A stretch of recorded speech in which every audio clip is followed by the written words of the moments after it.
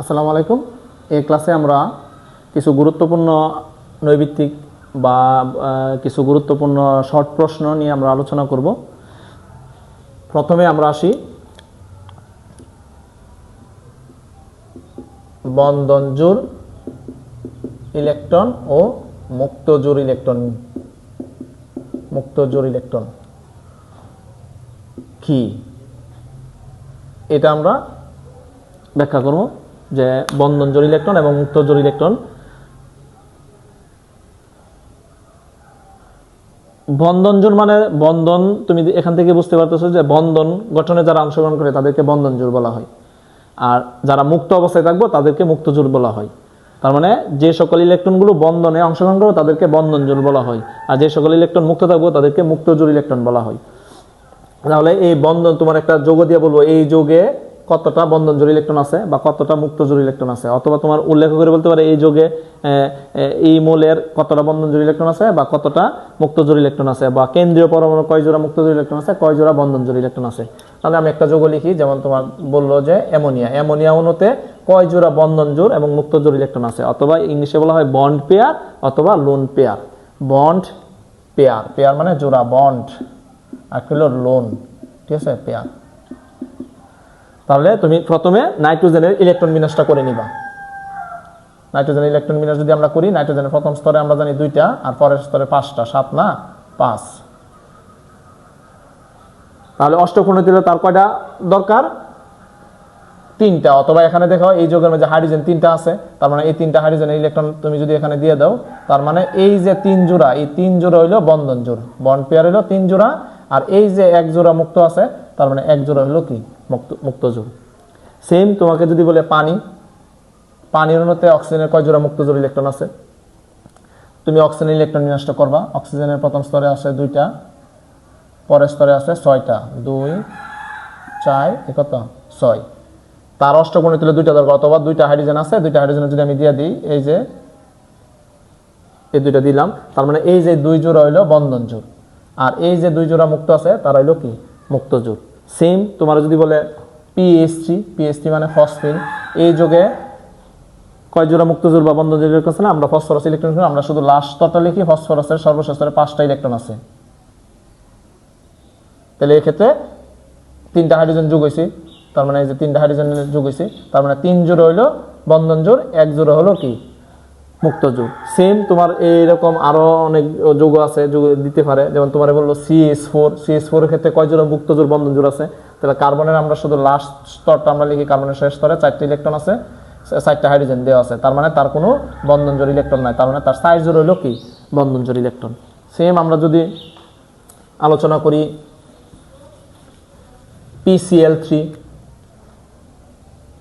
PCl3 বা PCl5, এই যোগে কত আছে? তাহলে ফসফরাসের সর্বশেষ স্তরে আছে 5টা, আমরা যদি 5টা ইলেকট্রন দিয়ে নিই। ক্লোরিনে 3টা ক্লোরিন পরমাণু, তাহলে এটা লগে একটা ক্লোরিন পরমাণু যোগ হয়েছে, এটা লগে একটা ক্লোরিন পরমাণু যোগ হয়েছে, এটা ক্লোরিন পরমাণুর সর্বশেষ স্তরে আছে 7টা, আমরা 7টা ইলেকট্রন দিয়ে নিই। 1 2 3 4 5 6 7, সেম 1 2 3 4 5 6 7, 1 2 3 4 5 6 7। তার মানে তুমি দেখো এই যে 3 জোড়া হইলো বন্ধন জোড় আর 1 জোড়া হইলো মুক্ত জোড়, এটা শুধু ফসফরাস। আর যদি ফুল যোগের বলে, ফুল যোগের হলে 1 জোড়া, আর এখানে আছে প্রতি ক্লোরিনে আছে 3 জোড়া, তার মানে 3 3 9 আর 1 10 জোড়া। ফুল যোগ হলে 10 জোড়া মুক্ত জোড়। আর যদি বলে শুধু ফসফরাসের, তখন শুধু কি হবে 1 জোড়া মুক্ত জোড় হবে, 1 জোড়া। সেম যদি আমি PCl5 বলি, তাহলে PCl5 এর ক্ষেত্রে আরো একটা ক্লোরিন যোগ হবে, একটা যোগ হবে, তার মানে PCl5 এর ক্ষেত্রে কোনো ফসফরাসের কোনো মুক্ত জোড় ইলেকট্রন নাই, থাকবে না, কিন্তু তোমার টোটাল যোগের মুক্ত জোড় থাকবে হলো ক্লোরিন, কারণ ফসফরাসের তো কোনো মুক্ত নাই, ক্লোরিনের আছে প্রতিটা ক্লোরিনে 3 জোড়া করে, তাহলে 5টা 3 5 15 জোড়া থাকবে হলো কি মুক্ত জোড়। তার মানে এভাবে তুমি বন্ধন জোড় এবং কি মুক্ত জোড় ইলেকট্রন কি করতে পারো, হিসাব করতে পারো। এটা থেকে একটা নৈবিত্তিক অবশ্যই আসবে। পরবর্তীতে আমরা আসি সুপ্ত যোজনী এবং সক্রিয় যোজনী। এটা খুবই ইম্পর্টেন্ট, এবারের জন্য পরীক্ষাতে আসতে পারে। সুপ্ত যোজনী ও সক্রিয় যোজনী।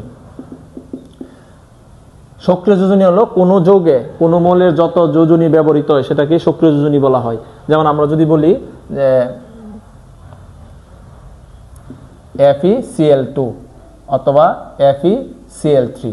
তাহলে এই যোগে আয়রনের যোজনী কত? এই যোগে আয়রনের যোজনী 2, কারণ আমরা জানি কোনো মৌলের সাথে যতটা হাইড্রোজেন পরমাণু অথবা যতটা হ্যালোজেন পরমাণু যুক্ত থাকে সেটি তার যোজনী। তাহলে আয়রনের সাথে 2টা যোগ আছে ক্লোরিন, এই জন্য আয়রনের এখানে যোজনী ব্যবহৃত হয়েছে 2। আর যেটা ব্যবহৃত হয়েছে এটাকেই বলা হয় সক্রিয় যোজনী। কি যোজনী? সক্রিয় যোজনী। তার মানে তার সক্রিয় যোজনী হলো কত? 2। আর আমরা জানি আয়রনের যোজনী 2 এবং 3, তার মানে সর্বোচ্চ হইল 3। তাহলে সুপ্ত যোজনী হলো সর্বোচ্চ থেকে সক্রিয়টা মাইনাস, তাহলে 3 - 2, তার মানে কত আসবে? 1। তার মানে এই আয়রন ক্লোরাইড অর্থাৎ ফেরাস ক্লোরাইডে আয়রনের সক্রিয় যোজনী 2, সুপ্ত যোজনী হলো 1। সেম এক্ষেত্রে তার সক্রিয় যোজনী হলো 3, তার সুপ্ত যোজনী হলো 0, কারণ 3 - 3 = 0। তাহলে এটার বলা হয় ফেরাস ক্লোরাইড, এটার বলা হয় কি? Ferric chloride. যেমন তোমার বলতে পারে ফেরাস কার্বনেট, তাহলে ফেরাস কার্বনেটের সংকেত হলো এটা। তাহলে কার্বনেটের আমরা জানি যোজনী 2, তাহলে এখানে আয়রনের যোজনীয় কত? 2। যদি বলে ফেরিক কার্বনেট তাহলে FeCO3, তাহলে এখানে 2 হইব, এখানে কি হইব? 3 হইব। এই ক্ষেত্রে আয়রনের যোজনী 3 ব্যবহৃত হয়েছে, আর এই ক্ষেত্রে আয়রনের যোজনী 2 ব্যবহৃত হয়েছে। তার মানে এই ক্ষেত্রে আয়রনের সক্রিয় যোজনী হলো 2, এই ক্ষেত্রে আয়রনের সক্রিয় যোজনী হলো কত? 3। তার মানে এই ক্ষেত্রে সুপ্ত যোজনী থাকতেছে 1, এই ক্ষেত্রে সুপ্ত যোজনী থাকতেছে কত? 0। এরকম ভাবে তোমার আরো কিছু যৌগ তোমার দিতে পারে, যেমন তোমার দিল CO, কার্বন মনোক্সাইড। কার্বন মনোক্সাইডের ক্ষেত্রে কার্বনের সুপ্ত যোজনী সক্রিয় যোজনী হলো 2, কারণ আমরা জানি অক্সিজেনের যোজনী 2, কারণ আমরা জানি কোনো মৌলের সাথে যতটা অক্সিজেন পরমাণু থাকবো তার 2 দ্বারা গুণ দিলে ওই মৌলের যোজনী পাওয়া যায়। তার মানে অক্সিজেনের পরমাণু আছে 1, তার 2 দ্বারা গুণ দিলে অক্সিজেনের পরমাণু আছে 1টা, এই জন্য তার 2 দ্বারা গুণ দিলে কত পাওয়া যাবো? 2 পাওয়া যাবো। তার মানে কার্বনের সক্রিয় যোজনী এখানে 2, আর কার্বনের আমরা যোজনী জানি 2 এবং 4। তার মানে কার্বনের সুপ্ত যোজনী হইব 4 - 2, তার মানে কত হইতাছে? 2 হইতাছে। তার মানে এই যোগে কার্বনের সক্রিয় যোজনী হলো 2, আবার সুপ্ত যোজনীয় কত? 2। অনুরূপভাবে তোমার আরো কিছু কোশ্চেন দিতে পারে, যেমন তোমার দিল NH3 ক্ষেত্রে নাইট্রোজেনের 3 ব্যবহৃত হয়েছে, তার মানে নাইট্রোজেনের সক্রিয় যোজনী হলো 3, নাইট্রোজেনের আমরা যোজনী 3 আর 5, তার মানে নাইট্রোজেনের ক্ষেত্রে সক্রিয় যোজনী হলো 3, সুপ্ত যোজনী হইব 5 - 3, তার মানে কত হবে? 2 হবে। অর্থাৎ সুপ্ত যোজনী এবং সক্রিয় যোজনী আমরা এইভাবে বের করব। এটা একটা ইম্পর্টেন্ট নৈবিত্তিক।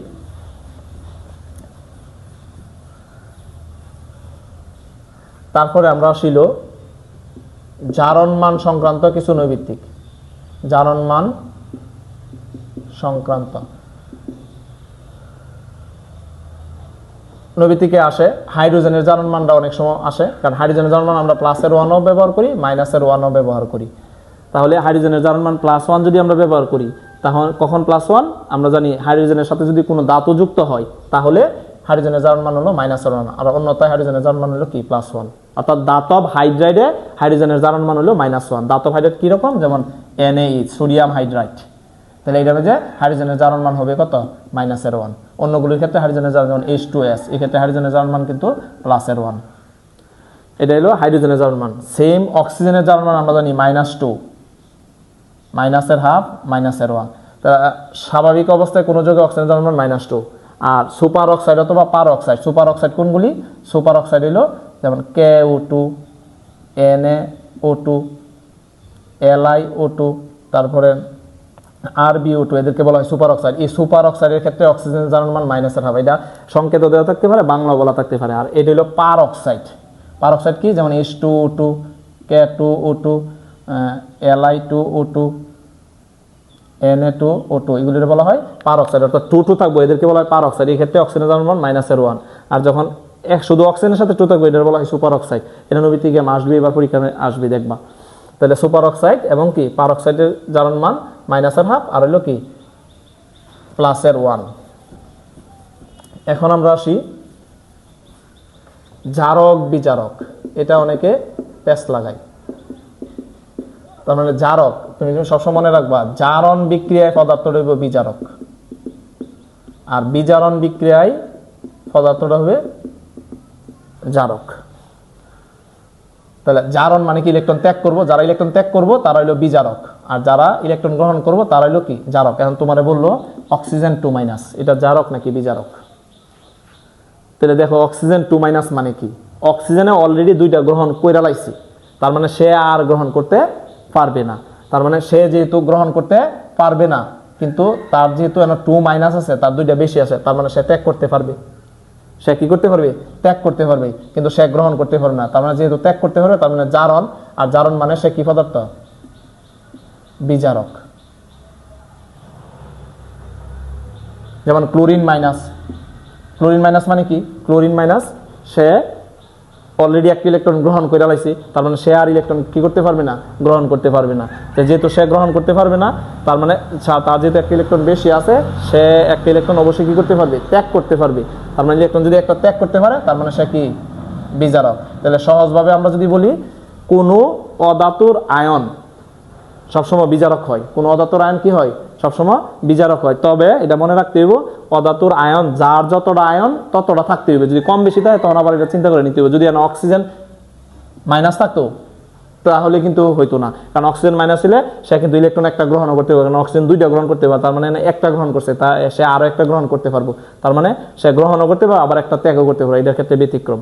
তার মানে মনে রাখবা যে কোনো ধাতুর কোনো অধাতুর আয়ন যদি পূর্ণ মানে সে যতটা গ্রহণ করতে পারে ঠিক ততটা গ্রহণ করা অবস্থায় থাকে, তাহলে সে সবসময় বিজারক হবে। সেম ধাতুর ক্ষেত্রে কি হবে, যেমন আমরা যদি বলি সোডিয়াম প্লাস, তার মানে সোডিয়াম প্লাস মানে কি, হ্যাঁ অলরেডি ত্যাগ করে লেছি একটা, আর আমরা জানি সোডিয়ামে একটাই ত্যাগ করতে পারে, যেহেতু সোডিয়ামে একটা ত্যাগ করতে পারে, হ্যাঁ আর ত্যাগ করতে পারতো না, কিন্তু যেহেতু তার একটা শর্ট আছে, তার মানে সে একটা গ্রহণ করতে পারবো। যেহেতু গ্রহণ করতে পারে, গ্রহণ মানে বিজারণ, তার মানে সে হলো কি, জারক। তার মানে যত ধাতুর আয়ন আছে তারা জারক, যত ধাতুর আয়ন আছে তারা জারক। কিন্তু এখানে কথা আছে যে যাদের একাধিক চার্জ, যেমন আয়রন Fe2+, Fe3+, যাদের একাধিক চার্জ, একাধিক চার্জের ক্ষেত্রে যার জারণ মান কম, অর্থাৎ চার্জটা কম, সে জারক এবং বিজারক উভয় হিসাবে কাজ করে। এটা সবসময় মনে রাখবা, সে জারক এবং বিজারক উভয় হিসাবে কাজ করে। তার মানে এই Fe2+ জারক এবং বিজারক উভয় হিসাবে কি করব, কাজ করব। আর Fe3+ শুধুমাত্র জারক, সে কখনো কি হতে পারবে না, বিজারক হতে পারবে না। ঠিক আছে, যেমন Sn2+, আবার Sn কি 4+, তার মানে Sn2+ জারক এবং বিজারক উভয় হিসাবে কি করব, কাজ করব। তার মানে সে জারক ও বিজারক, অর্থাৎ সে দুইটা ইলেকট্রন গ্রহণও করতে পারবে, আবার দুইটা ত্যাগও করতে পারবে। আর সে শুধু গ্রহণ করতে পারবে, সে ত্যাগ করতে পারবে না। যেহেতু ত্যাগ করতে পারতো না, সে বিজারক হতে পারবে না, তার মানে সে শুধুমাত্রই কি, জারক। এটা থেকে একটা প্রশ্ন অবশ্যই আসবে। আর এটা তোমার এভাবে না দিয়া তোমার শুধু মৌল দিতে পারে, যেমন অক্সিজেন।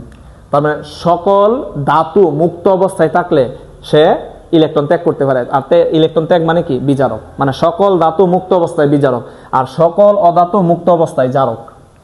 কারণ সকল অধাতু মুক্ত অবস্থায় সে ইলেকট্রন গ্রহণ করতে পারে। এটা মনে রাখবা, এটা একটা প্রশ্ন আসে। অথবা তোমার এভাবে বিক্রিয়া দিয়ে দিতে পারে, যেমন জিঙ্ক প্লাস কপার সালফেট বিক্রিয়া করলে জিঙ্ক সালফেট প্লাস কি, কপার, এরকম। তোমার বলবো কে জারক কে বিজারক নির্ণয় করো, বা বহু নির্বাচনের মধ্যে দিতে পারে, বহু নির্বাচনী অপশনের মধ্যে। তাহলে এখানে আমরা ওই জারণ বিজারণে গেলাম না, আমরা জানি এখানে জিঙ্কের জারণ হয়, তার মানে সে যেহেতু জারণ, সে কি পদার্থ, বিজারক হবে। আর এখানে কপারের বিজারণ হয়, তার মানে কপার হলো কি পদার্থ, জারক পদার্থ। তার মানে কপার বলতে গেলে ইফুরা কপার সালফেট, অনেকে শুধু কপার দেয়, কারণ অপশনে তো কপারও থাকে, কপার 2+। তো তুমি মনে করবা কপারটা যার লগে আছে পুরোটা মিললেই হবে জারক, এরকম। এখন এরকম বলতে পারে কে জারিত হয়েছে কে বিজারিত হয়েছে, যে বিজারক সে জারিত হয়, আর যে জারক সে কি হয়, বিজারিত হয়। এটা মনে রাখবা, এই থেকে একটা নৈমিত্তিক অবশ্যই আসবে। তারপরে তোমার কিছু গুরুত্বপূর্ণ নৈমিত্তিক আসতে পারে, যেমন দ্বিপরমাণুক কোনগুলি, দ্বিপরমাণুক কোনগুলি, যেমন hydrogen, chlorine, nitrogen, oxygen, fluorine, এগুলি হলো দ্বিপরমাণুক। কিন্তু অক্সিজেন কিন্তু আবার তিন পরমাণুক হইতে পারে। যদি অপশনও নাইট্রোজেন হাইড্রোজেনও আছে, অক্সিজেনও আছে, দ্বিপরমাণুক হাইড্রোজেন দিবা অপশন, কারণ অক্সিজেন ত্রিপরমাণুক হতে পারে, এটা একটা। তারপরে ফসফরাসটা আসে, ফসফরাস হলো চতুর্থ পরমাণুক, 4 পরমাণুক। সালফার হইলো অষ্টপরমাণুক, সালফার অ্যাসিড, এটা নবী থেকে আসে প্রায়। সালফার কি, অষ্টপরমাণুক, এটা একটা ইম্পর্টেন্ট নৈমিত্তিক, এটা থেকে আসতে পারে। তারপরে তোমার আসতে পারে সেমি মোলার, সেমি মোলার দ্রবণ মানে 0.5, সেমি মানে কি 0.5 মোলার, অথবা এটা অপশন এইভাবে থাকে হাফ মোলার। এটা যে কথা, সেমি কি একই কথা, ঠিক আছে। সেমি মোলার মানে 0.5, মোলার মানে 1 মোলার, ডেসি মোলার মানে 0.1 মোলার, এটা না থেকে 1/10 মোলার থাকবো, একই কথা, ঠিক আছে। আর সেন্টিলো 0.01 মোলার, এটা এবার পরীক্ষায় আসতে পারে, এটা খুবই ইম্পর্টেন্ট একটা নৈমিত্তিক, এগুলো একটু পড়বা। তারপরে আসতে পারে নিচের কোন যৌগগুলি পানিতে দ্রবীভূত হয় বা দ্রবীভূত হয় না, নিচের কোন যৌগগুলো পানিতে দ্রবীভূত হয়। তাহলে আমরা জানি সকল আয়নিক যৌগ গলিত অবস্থায় পানিতে দ্রবীভূত হয়, কিন্তু কিছু ব্যতিক্রম আছে। যেমন এর মধ্যে কিছু ব্যতিক্রম হলো সিলভার ক্লোরাইড, এটা পানিতে দ্রবীভূত হয় না। বেরিয়াম সালফেট, এটা পানিতে কি হয় না, দ্রবীভূত হয় না। তারপরে আয়রন হাইড্রোক্সাইড, এগুলি এটা পানিতে কি হয় না, দ্রবীভূত হয় না।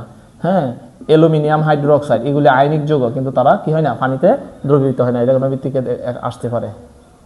আর সকল আয়নিক যৌগ তোমার কি গলিত অবস্থায় বিদ্যুৎ পরিবহন করে, গলিত অবস্থায় পানিতে সকল আয়নিক যৌগ তোমার পানিতে দ্রবীভূত হয় কিছু ব্যতিক্রম ছাড়া। যেমন এগুলি আয়নিক যৌগ, কিন্তু সে পানিতে দ্রবীভূত হয় না। তারপরে তোমার আসতে পারে যে সমযোজী যৌগের মধ্যে কোনগুলি পানিতে দ্রবীভূত হয়, বা কোনগুলি পোলার সমযোজী। যারা পোলার সমযোজী তারা পানিতে দ্রবীভূত হয়, যেমন HCl পানি, HF, ঠিক আছে, মিথানল, তারপরে কি ইথানল, CH3 CH2OH, এগুলি হলো পোলার সমযোজী। এরা সমযোজী হওয়া সত্ত্বেও এরা পানিতে কি করে, দ্রবীভূত হয়। এটা একটা এন থেকে একটা ব্যতিক্রম আসতে পারে।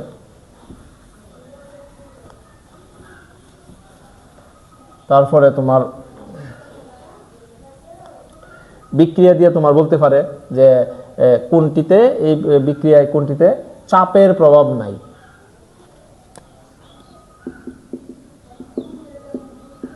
চাপের প্রভাব নেই, লাসিতের নীতি অনুযায়ী যেটা আমরা, এটা আসতে পারে এবার। তাহলে চাপের প্রভাব নাই এলো, তুমি দেখবা মোল সংখ্যা সমান কিনা। যেমন হাইড্রোজেন প্লাস আয়োডিন বিক্রিয়া করলে কি হয়, হাইড্রোজেন আয়োডাইড হয়। তাহলে এই বিক্রিয়া দেখো দুই পাশে মোল সংখ্যা সমান কিনা, আগে ব্যালেন্স করলে এটা হয়।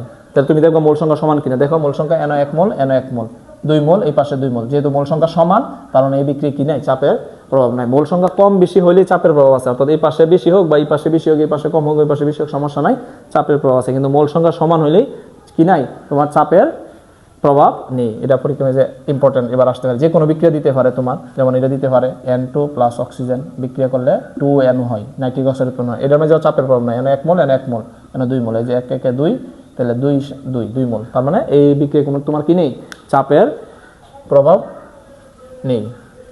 তারপরে তোমার দিতে পারে নিচের কোনটি তাপ উৎপাদী বিক্রিয়া। তাপ উৎপাদী বিক্রিয়া আমরা কিভাবে চিনি, ΔH এর মান যদি মাইনাস হয় তাপ উৎপাদী, অথবা উৎপাদের লগে তাপ প্লাস আকারে থাকবে। আর তাপ হারি বিক্রিয়ার ক্ষেত্রে ΔH এর মান প্লাস, আর বিক্রিয়কের লগে তাপ মাইনাস আকারে থাকবে, বিক্রিয়কের লগে তাপ প্লাস আকারে থাকবে। আবার বলি, ΔH এর মান যদি মাইনাস হয় তাহলে তাপ উৎপাদী, আর ΔH যদি প্লাস হয় তাহলে তাপ হারি। আর উৎপাদের লগে তাপ প্লাস আকারে থাকবো, আর এগুলো বিক্রিয়কের লগে তাপ প্লাস আকারে থাকবো, তাহলে এটা কি তাপ হারি বিক্রিয়া। যেমন আমরা যদি একটা উদাহরণ দিই, যেমন A প্লাস B বিক্রিয়া করলে C হয়েছে প্লাস 50, তার মানে এটা তাপ উৎপাদী বিক্রিয়া। অথবা ΔH এর মান মাইনাসের 50, একই same, A plus B plus 50 C হয়েছে, এটা তাপ হারি বিক্রিয়া। অথবা ΔH এর মান প্লাসের 50, তাপ হারি বিক্রিয়া। এটা থেকে নৈবিত্তিক আসবে। এছাড়া কি আসতে পারে, প্রশমন বিক্রিয়া। প্রশমন বিক্রিয়া হলো তাপ উৎপাদী বিক্রিয়া। যত প্রশমন বিক্রিয়া আছে, যেমন সোডিয়াম হাইড্রোক্সাইড প্লাস HCl বিক্রিয়া করলে সোডিয়াম ক্লোরাইড আর পানি উৎপন্ন হয়, এটা প্রশমন বিক্রিয়া, তার মানে এটা তাপ উৎপাদী বিক্রিয়া।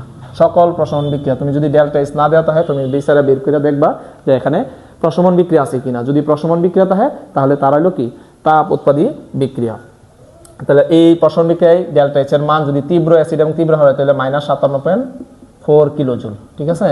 হ্যাঁ, এইটা আবার এটা অনেক সময় আসে, 1 মোল পানি উৎপন্ন করতে কত কিলোজুল তাপ উৎপন্ন হয়, 57.4 কিলোজুল কি হয়, তাপ উৎপন্ন হয়। এটা একটা গুরুত্বপূর্ণ নৈবিত্তিক। তারপরে তোমার এটা আছে অনেক সময় যে কোনো একটা মৌল দিয়া বলে এটার পারমাণবিক সংখ্যা কত। এর নবী থেকে শর্ট একটা মানে কি বলে সহজ একটা প্রশ্ন ফেস লাগানোর জন্য দেয় যে অক্সিজেনের পারমাণবিক সংখ্যা কত, অনেকেই ফেস লাগাই দেয়, কারণ সহজ প্রশ্ন করে তো। অক্সিজেনের সংখ্যা 8, বা বর সংখ্যা বলতে পারে, বর সংখ্যা কত 16, বর সংখ্যা বা নিউক্লিয়ন সংখ্যা কত 16। যে কোনো একটা মৌল দিয়ে বলতে পারে, যেমন পটাশিয়ামের পারমাণবিক সংখ্যা কত 19, তোমার বলতে পারে পটাশিয়ামের বর সংখ্যা কত 39, যে কোনো মৌলের বলতে পারে। এটা একটা সহজ নৈবিত্তিক আসে। তারপরে তোমার ধরো আসে এলো এরকম একটা দিল যে অ্যালুমিনিয়াম 3+ যৌগে তোমার ইলেকট্রন সংখ্যা কত। তার মানে মনে রাখবা ইলেকট্রন সংখ্যা সবসময়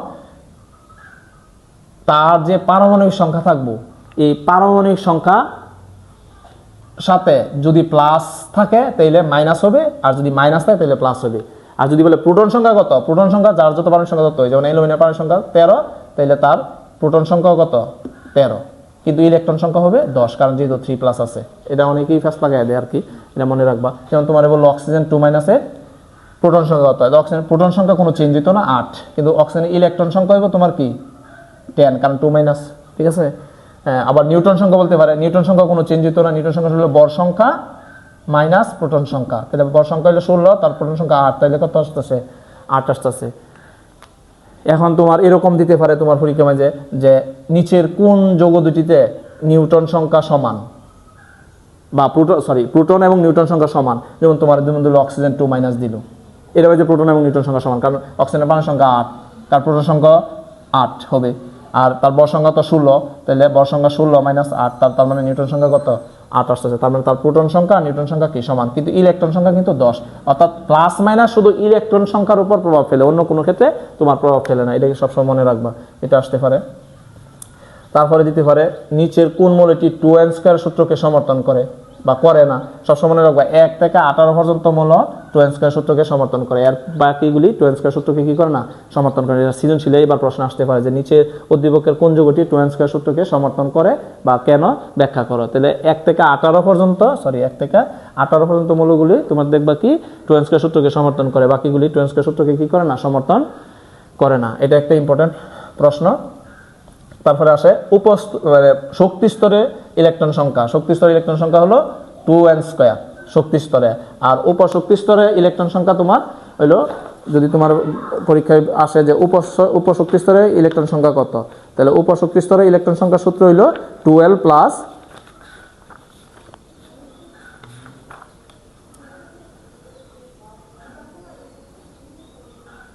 + 2 × 12 + 1, এটা হলো উপশক্তি স্তরে ইলেকট্রন সংখ্যা, এটা হলো উপশক্তি স্তরে ইলেকট্রন সংখ্যা, আর এটা হলো শক্তি স্তরে উপসংখ্যা। এটা মনে রাখবা, এটা নৈতিক, এই দুটোতে একটা নৈতিক অবশ্যই এবার আসবে। এটা হলো শক্তি স্তরে মোট ইলেকট্রন সংখ্যা, আর এটা হলো উপশক্তি স্তরে বা অরবিটালে ইলেকট্রন সংখ্যা সূত্র, এটা ঠিক আছে। আর উপশক্তি স্তরের সংখ্যা সূত্র হইলো 12 + 1, তিনটা কিন্তু প্রায় সেম। এটা হলো শক্তি স্তরে ইলেকট্রন সংখ্যা, এটা হলো উপশক্তি স্তরে ইলেকট্রন সংখ্যা, আর এটা হলো উপশক্তি স্তরের সংখ্যা, তিনটা এটাতে খুব ইম্পর্টেন্ট, তিনটা নৈতিক আসতে পারে। এখান থেকে আমাদের মানব দেহে কতটি মৌল আছে, 26টি মৌল আছে, এটা নৈতিকে আসে প্রায়। মানব দেহে কতটি মৌল আছে, 26টি মৌল আছে। তারপরে আসতে পারে কোন মৌলটি অধিকতর সুস্থিত, তাহলে বা অধিকতর সুস্থিত না দিয়া বলবো যে ব্যতিক্রম ইলেকট্রন বিন্যাস হয়, তাহলে ব্যতিক্রম ইলেকট্রন ছিল শেষে দেখবা D5s1 এরকম থাকবো, অথবা D10s1, এর আগে n10 দেওয়া থাকবো, n এরকম দেওয়া থাকে, n তারপরে n- কত 1, n কি 1, এরকম তুমি ওইটা না দেখে দেখবা D5s1 অথবা D10 কি s1, এদের ইলেকট্রন বিন্যাস। অর্থাৎ আমরা যেগুলি পড়ি ব্যতিক্রম হলো এরা হইলো ক্রোমিয়াম আর হইলো মোলিবডেনাম, আর এটা হইলো কপার আর হইলো সিলভার, এই দুইটা। অর্থাৎ 24, 42, 29, 47 এই ইলেকট্রন বিন্যাস এরকম হয়, ব্যতিক্রম হয়। এটাও নৈতিক সৃজনশীলে আসতে পারে। এবার এই যে ব্যতিক্রম নিয়মে কোনগুলি ইলেকট্রন বিন্যাস হয়, এটা অবশ্যই পরীক্ষায় তোমরা পড়ে নিবা। তারপরে আসতে পারে হাইড্রোজেনের আইসোটোপ কয়টি, হাইড্রোজেনের আইসোটোপ 7টি। এর মধ্যে প্রকৃতিতে কয়টা পাওয়া যায়, প্রকৃতিতে 3টা পাওয়া যায়, বাকি 4টি ল্যাবরেটরিতে তৈরি করা হয়, ঠিক আছে। প্রথমটার নাম হলো প্রোটিয়াম, ডিউটেরিয়াম, ট্রিটিয়াম। তাহলে তোমার এরকম আসতে পারে ডিউটেরিয়াম এর নিউটন সংখ্যা কত, তাহলে প্রথমটার নাম হলো কি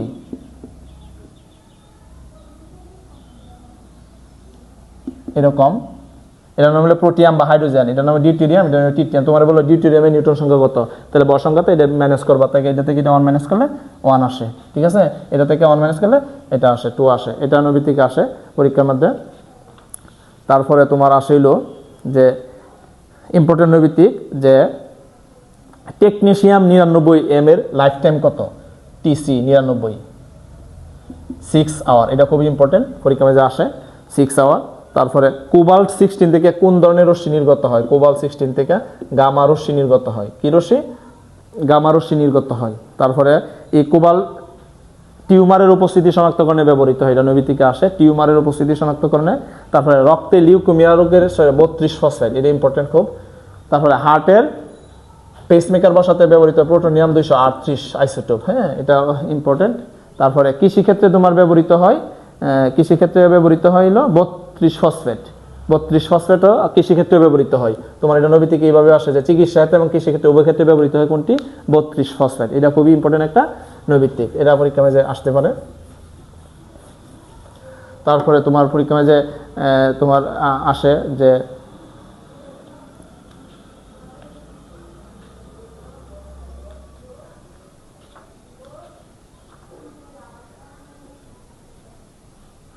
ইলেকট্রনের ভর কত।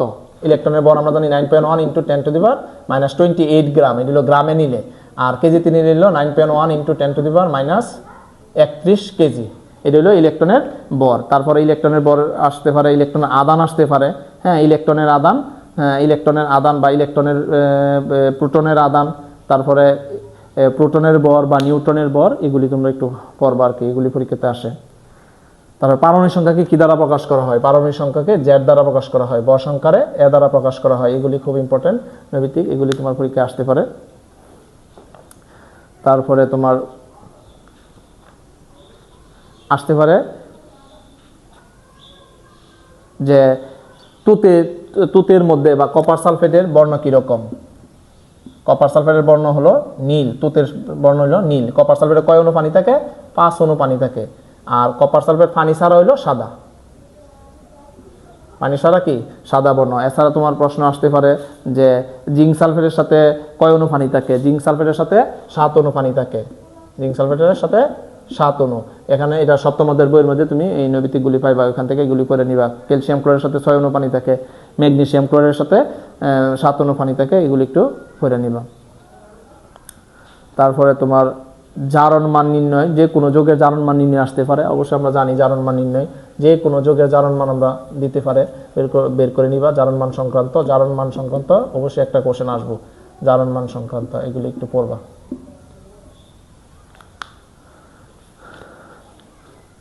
তারপরে আমরা একাদশ অধ্যায় থেকে অনেক নৈবিত্তিক ইম্পর্টেন্ট নৈবিত্তিক আসে পরীক্ষা বাজে, যে প্রাকৃতিক গ্যাসে বিউটেনের পরিমাণ কত, ইথেনের পরিমাণ কত, হ্যাঁ এগুলি আসে। ইথেনের পরিমাণ 7%, ইথেন 7%। তারপরে তোমার আসে হলো বিউটেন বা আইসোবিউটেনের পরিমাণ কত, বিউটেন বা আইসোবিউটেন 4%, হ্যাঁ বিউটেন বা আইসোবিউটেন 4%। তারপরে তোমার আসে হলো পেন্টেন কত পার্সেন্ট? 3%, পেন্টেন 3%, এটা আসে পরীক্ষার মধ্যে প্রায় আসে। তারপরে আসিল তোমার ওলিফিন্স কাদের বলা হয়, এটা খুব ইম্পর্টেন্ট। ওলিফিন্স সকল অ্যালকিনকে ওলিফিন্স বলা হয়, সকল অ্যালকিন। আর প্যারাফিন হলো সকল অ্যালকেন হলো কি প্যারাফিন, আর ওলিফিন্স হলো অ্যালকিন, এটা মনে রাখবা, এটা নৈবিত্তিকে আসে প্রায়। তারপরে দিব নিচের কোনটি সম্পৃক্ত অসম্পৃক্ত। সম্পৃক্ত আমরা বলছি যত অ্যালকেন আছে তারা সম্পৃক্ত, আর অসম্পৃক্ত হলো কি যত অ্যালকিন এবং কি অ্যালকাইন তারা হলো কি অসম্পৃক্ত, তারা হলো অসম্পৃক্ত। সম্পৃক্ত এবং অসম্পৃক্ত যে কোনো অ্যালকেন এবং অ্যালকিন দিতে পারে, এটা আসবো পরে। নিচের কোনটি এলিসাইক্লিক যৌগ, চক্রাকার যৌগের ক্ষেত্রে আমরা যে যৌগগুলি পড়ি, সাইক্লোপ্রোপেন, CH2 এটার নাম হলো সাইক্লোপ্রোপেন। তারপরে তোমার আসতে পারে কি সাইক্লোবিউটেন, যেমন এটা CH2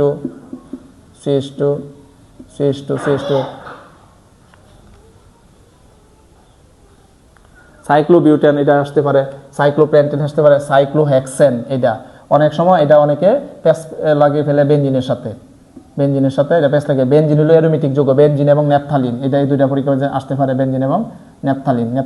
বেনজিনের সংখ্যা C6H6, আর হলো C10H8, এটা হলো অ্যারোমেটিক যৌগ। আর এটা হলো সাইক্লোহেক্সেন, এটা হলো সম্পৃক্ত এলিসাইক্লিক যৌগ।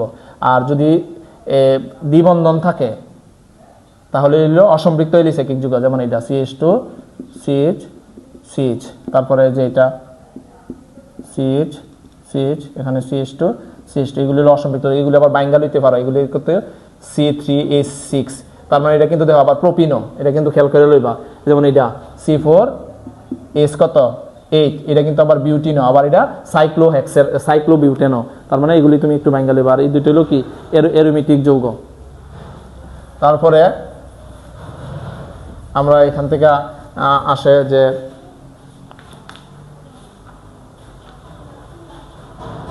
পেন্টেনের স্ফুটনাঙ্ক কত, পেন্টেনের স্ফুটনাঙ্ক 36.1 ডিগ্রি সেন্টিগ্রেড, এটা পরীক্ষা হয়েছে প্রায় আসে। পেন্টেনের স্ফুটনাঙ্ক কত, 36.1 ডিগ্রি সেন্টিগ্রেড। তারপরে এই বিক্রিয়াটা প্রায় আসে পরীক্ষায়, ইথাইনের সাথে জলীয় পানি বাষ্প যোগ করলে 2% মার্কিউরিক সালফেট আর 20% কি সালফিউরিক অ্যাসিড যোগ করলে ইথানেল হয়, এলডিহাইড উৎপন্ন হয়। এটা খুব ইম্পর্টেন্ট একটা, এলডিহাইড উৎপন্ন হয়, ইথানেল উৎপন্ন হয়, এটা পরীক্ষায় যে প্রায় আসে, এলডিহাইড, ইথানেল বা এলডিহাইড উৎপন্ন হয়। তারপরে ভিনেগার আছে, ভিনেগার হলো 6 থেকে 10% ইথানিক অ্যাসিডের জলীয় দ্রবণ, এটা নবী থেকে আসে।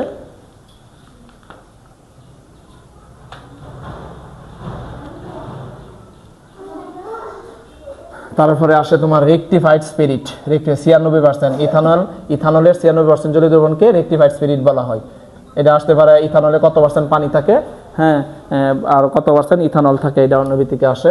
তারপরে মিথানেলের 40% জলীয় দ্রবণকে ফরমালিন বা কি বলা হয়, ফর্মালডিহাইড বলা হয়। এটা তোমার কি বলা হয়, মৃত পানি সংরক্ষণে কি হয়, ব্যবহৃত হয়। তারপরে সাধারণ সংকেত আসতে পারে, যেমন অ্যালকিনের সাধারণ সংকেত CnH2n, অ্যালকেনের সাধারণ সংকেত CnH2n+2, অ্যালকাইনের সাধারণ সংকেত CnH2n-2। তারপরে এলডিহাইডের সাধারণ সংকেত CnH2n+1 CHO, জৈব অ্যাসিডের সাধারণ সংকেত CnH2n+1 COOH।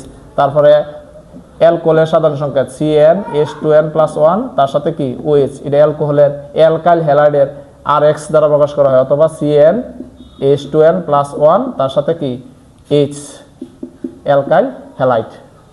এটা আসে তোমার এইরকম আসে যে অ্যালকিনের প্রথম সদস্য কি, অ্যালকিনের প্রথম সদস্য হলো কি ইথিনের অপর নাম হলো ইথিলিন। তারপরে অ্যালকানের প্রথম সদস্য কি ইথাইনের অপর নাম হলো কি অ্যাসিটিলিন। অথবা তোমরা বলতে পারে কোনটি ব্রোমিনকে বর্ণহীন করতে পারে, ব্রোমিন দ্রবণে বর্ণহীন করতে পারে, যত অ্যালকিন এবং অ্যালকাইন আছে সকল অ্যালকিন এবং অ্যালকাইন বর্ণহীন করে। অ্যালকিন এবং কি অ্যালকাইন ব্রোমিন দ্রবণকে কি করতে পারে, অ্যালকাইন কি করে, ব্রোমিন দ্রবণকে বর্ণহীন করে, ব্রোমিন দ্রবণকে বর্ণহীন করে। আশা করি এই নৈবিত্তিকগুলি থেকে অনেকগুলি নৈবিত্তিক তোমাদের আসবে। আবার নেক্সট ক্লাসে আমি আরও কিছু নৈবিত্তিক নিয়ে আলোচনা করব। আশা করি সবাই ভালো থাকো।